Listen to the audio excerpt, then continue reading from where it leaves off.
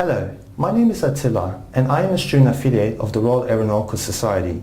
With me is Andrew Drysdale, another distinguished and respected aviation professional with previous roles as former CEO of Hazelton Airlines, the former head of IATA in the Southeast Asia region, and ex-president of the Royal Aeronautical Society. He is also a former lecturer of mine in my studies in aviation, and if there's one thing that I can recall in your lessons is that you live and die by the side of your accountants. So let me begin by thanking you for taking time out of your busy schedule. I would like to begin by briefly looking at your diverse career in the aviation industry. How has the years working in the aviation industry come to change over the years when you first started off in your career? Thanks, Attila, and thanks for the opportunity to talk to you this morning. I've been in this business for more than 50 years now, which is a very long time. And over that period, there's been so many opportunities that I've had the opportunity to seize and provide me with an experience, a lifetime experience in aviation, which I found extraordinarily rewarding, extraordinarily interesting. But you know, the fundamental message is that it's not about machinery, it's not about technology, it's about the people. And that's the people make the technology work, the networking, the communications between people is what makes this wonderful industry the industry that it is. But to answer your question, I started my working life as an apprentice, and I'm very proud of that. I had a 5-year apprenticeship for a tiny little airline in the middle of the Pacific, and then went on from that, and this is the point I want to make, I went on from being an apprentice into being a chief executive of four different companies and the head of IATA. The point that I want to make is that these things are possible, provided you look after your career carefully, that you are prepared to take some reasonable risk, and that you get yourself mentors who can provide you with guidance as you go through your career. Started as an apprentice, went on to the travel and tourism industry where I headed a cruise ship company. I built 3 ships for that company. I then went back to the airline where I was the chief executive of the airline for 10 years in Fiji. That was a period of considerable political difficulty. We had some coups, there were soldiers on the streets, but we were able to build an airline over those 10 years. And that was an extraordinarily interesting and rewarding period. And I came to Australia and I worked as the chief executive of Australia's Captain Cook Cruises, based here in Sydney. And that also was an interesting and rewarding change of career.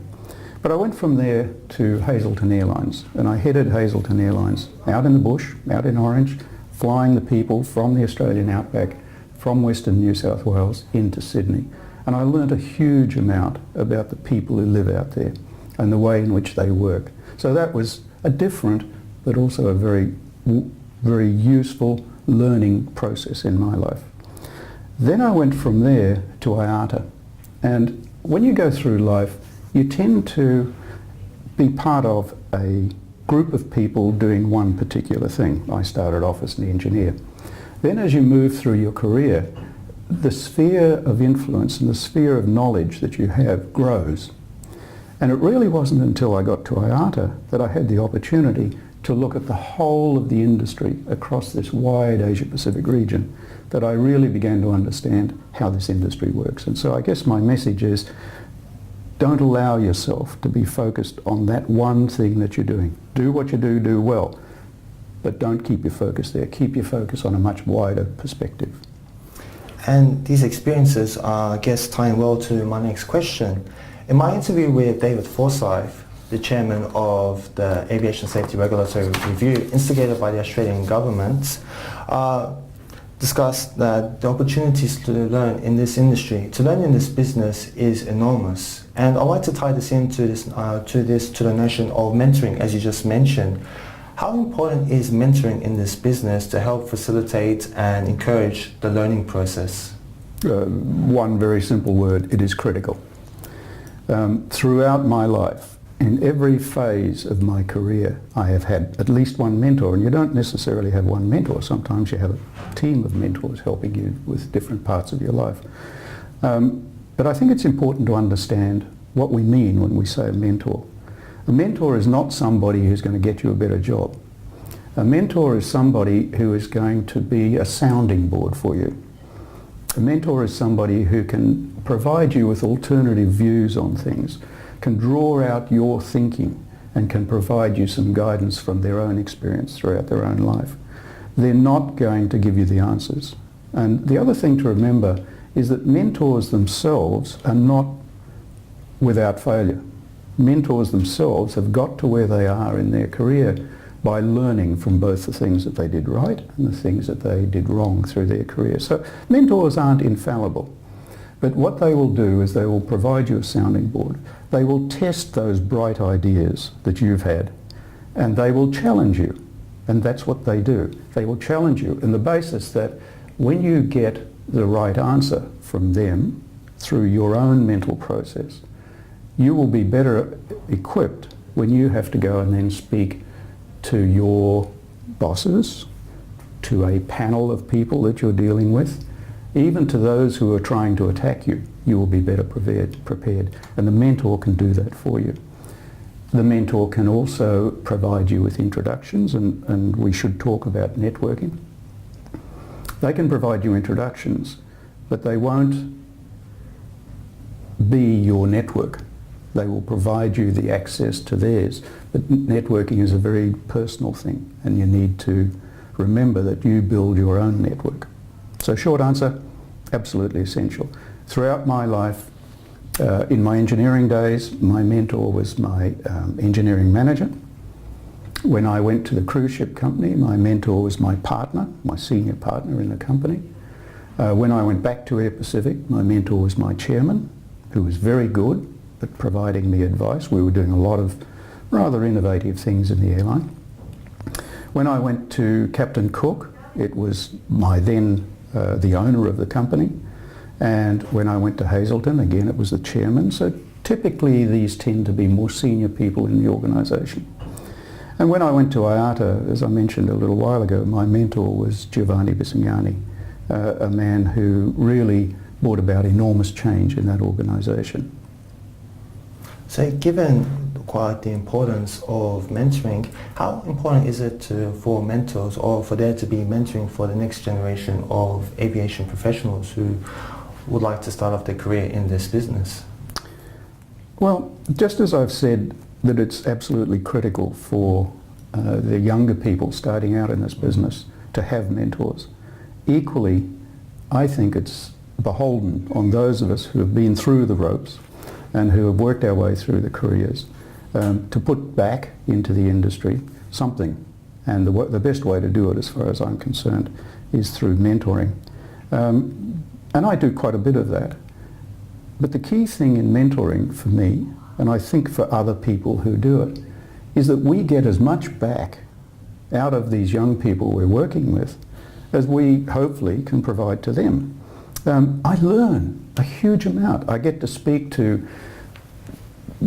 people in their mid-20s to late 20s who are beginning to build a career. They come and talk to me about their business. We talk about confidential matters, of course, and they're kept confidential.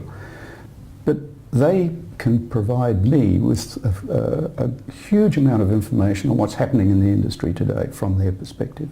And I get as much out of it as they get. But the short answer to your question, it is equally important for people who have been through the industry, who are now looking at retirement or semi-retirement, to play their part in helping to develop the younger people coming on in this industry. So for the young professionals who are watching this interview, I guess first of all that will come into their mind is, how do I go about finding myself a mentor? Or in fact, how do I go about creating my own network? Finding a mentor, you start with somebody that you respect. Somebody who has had experience. Remember, they don't have to be my sort of age. They can be people in their 30s and 40s. But somebody that you respect. Somebody that you feel a rapport with, that you can talk to and they will talk back to you. And ask. Ask them if they would provide you with advice and guidance. The word mentor needs to be dealt with carefully. Some people are unsure what that all means, but just work with them, talk to them, and invite them to provide you with advice and guidance. And I think most people will respond very well to that. Most people like to be asked their views. And so that open the discussion with them and get that discussion going. I think the concept of mentoring is one that grows on people as they go through their career, and they begin to understand that they do have something to offer and they would like to do so. Ask. And just to add to that, the viewers of this video will note that I'm keen and passionate to promote awareness of the Royal Aeronautical Society, its benefits and its opportunities, especially in terms of networking. So I guess for the viewer, one logical question would be, will I find such opportunities within the Royal Aeronautical Society? Yes, you will. If I might use you as an example, you've had the opportunity to meet with Dick Christmas, the Qantas A380 pilot, and to interview him, first name basis with that man. You have had the opportunity to meet and to interview David Forsyth, one of the leaders of aviation in Australia, the man who did the review for government last year, former chairman of Air Services Australia. You've met and you know Doug Nancarrow, one of Australia's leading aviation writers, and all of that has come about as a result of your involvement in the Royal Aeronautical Society. But the point I'd like to make here is the point that I made earlier, and that is, if you only do the work in the field that you're in, you can do it very, very well, and you can be an absolute professional, and you can end your career saying, I did that very well. Good luck to you. But if you want to be bigger than that, if you want to be bigger than being a really, really good engineer, or a really, really good licensed aircraft engineer, or a really, really good pilot, and you want to contribute more to this industry than that, then you need a much bigger network, and you need to broaden your horizons. Organisations such as the Royal Aeronautical Society give you that opportunity. They give you the opportunity to come along to the monthly meetings where you can meet the leaders of the industry. You can hear some really interesting lectures for nothing. These things are free. You can join the committee, and I would strongly recommend you do that, to join the branch committee. Get involved in the branch committee, and you will meet at the branch committee. You will meet some of the senior people who are also contributing there. Get involved, even if it means you offer to take the minutes of the meetings. Get involved. Get involved in the wider industry. Get involved, not only with Royal Aeronautical Society, there are others out there as well, but broaden your own horizons. Think of this. You are who your friends are, and you are what you read. So let me turn that around the other way. If you look at who your friends are and what you talk about with your friends, it will give you a good measure of how wide your thinking is. If what you do is talk about the sports, good. Sports are a great thing. It doesn't make you a chief executive officer.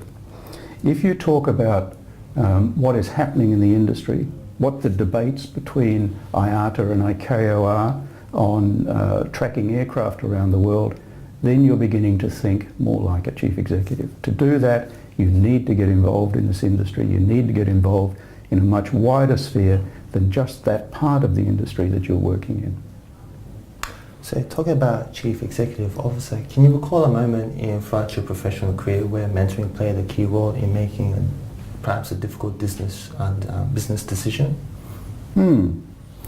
Yes, I can, and there's a message in this as well for your viewers. When I first went to IATA, I joined IATA at about the same time as a new chief executive came in, a fellow called Giovanni Bisignani. Giovanni was the former head of Alitalia, a very aggressive, belligerent, hard-hitting businessman. What we found when we went into IATA was an organisation that was global, highly respected, been around for many, many years, but it had become stale and tired and bureaucratic. It had to be changed. We had to change it. Giovanni came up with a mantra, and remember that I view Giovanni as my mentor. He came up with a mantra, and that mantra was speed, passion, commitment, and edge. Let me explain those. Speed, get things done. Get things done quickly, effectively, efficiently, on time or before time. You don't score any brownie points by complaining to your boss why things didn't get done. Your boss isn't interested in your problems, your boss is interested in the fact that you got things done. So speed, get it done. Passion. Be passionate about your industry. Be passionate about your company. Be passionate about what you do, because then you're going to stand out from the rest of the group. And commitment. Be committed to your organisation and be committed to your industry. Don't be part of that group that sit around and complain about things, because complaining is never going to fix it. Be committed, be loyal. You will change your jobs over the years, and you need to change from one company to another, but be committed. And edge. Let me talk about edge. Edge is standing out from the crowd. Edge is when everybody's sitting around in a conference room saying, oh, what are we going to do about this? You stick your hand up and you say, I'll have a crack at it. Let me have a go. I'll see if I can fix this. That's edge. And you've got to have edge. So speed, passion, commitment, and edge. And if you've got those, and if you've got Giovanni's mantra, as we did in IATA, then I suspect that in a few years' time we will see your names up there in the newspapers reporting you as senior people in this industry. So fascinating insights. On this concluding note, what advice would you like to give to the next generation of aviation professionals? Read. Read, and I come back to this same message. Broaden your horizons. Read, read, read, and read. Read the Royal Aeronautical Society magazine. Join the society. You'll get access to the magazine. Read the ICAO and IATA websites. They have press rooms in there which have got a wealth of experience and a wealth of knowledge, and it's current knowledge. And it's free. Sign up for Doug Nenkaro's weekly online. It's free. You can do all of this, but broaden your horizon. Have a much bigger view of the world. Network. Network and network. Build your own network. Use your mentor to start a process. Use your mentor to get access to people, but you've got to build your own network. A network is a personal thing. It's not something that can be given to you by somebody else. You need to build that network. Every successful chief executive officer that I have ever known works on that network all the time. And the other thing is the message I just had. Your attitude to your job, your attitude to your work, your attitude to the industry, your attitude to the company. Speed, passion, commitment, and edge. Fascinating insights. And I'd like to end this by recalling one interesting moment in one of your classes when you recalled the moment when, as CEO of Hazelton Airlines, you asked a fellow executive from an airline that was willing to sell. You guys were planning, ANZA was considering to buying you guys out. And the question you asked to this executive was, how much is the cost of supplying a packet of biscuit on your aircraft? Because I can tell you, I know the cost. Absolutely. Absolutely. If you're in business, you need to know your costs. A chief executive that doesn't know and understand his business, doesn't know and understand his costs, isn't going to be a chief executive for long. And hence, you live and die by the side of your accountant. Andrew Drysdale, has been a pleasure, and thank you. Thanks, Attila. Good.